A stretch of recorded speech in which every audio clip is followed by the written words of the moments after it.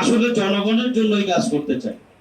এবং এটার মধ্য থেকে আমি আরেকটি কথা বলি যে আপনারা যারা আমার সামনে শ্রদ্ধেয় সাংবাদিক নেতৃবৃন্দ যারা আছেন, আপনাদেরকে দর্পণ বলা হয়, সমাজের দর্পণ বলা হয় না, ইট ইজ আসলেই দর্পণ।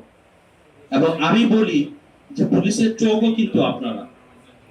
এখন আপনি আমার একটা কর্মকাণ্ডের উপরে 2 লাইন লিখলেন, এখন আমি শুধু ওইটা পড়লে হবে না, আমাকে অ্যানালাইসিস করতে পারতে হবে এটা লেখার কারণটা কি, এটার পিছনে আসলে কি বিষয় আছে, এটার পিছনে কি সূত্রটা আছে। কিছু একটা সূত্র অবশ্যই আছে, যে এখানে কোনো একটা ইনফরমেশন আছে।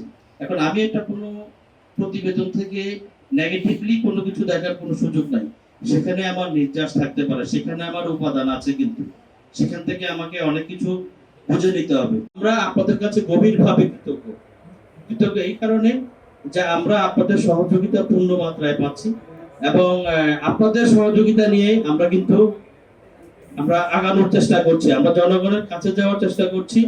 এবং যে আপনাদের বক্তব্যের মধ্যে চলে এসেছে কিছু সামাজিক কিছু অপরাধের কথা এসেছে, এবং কিছু আপনার যে ট্রাফিকের কিছু বিষয়ের কথা এসেছে, কিছু রাস্তাঘাটের গাড়িগুলোর কিছু বিশৃঙ্খলার কথা এসেছে।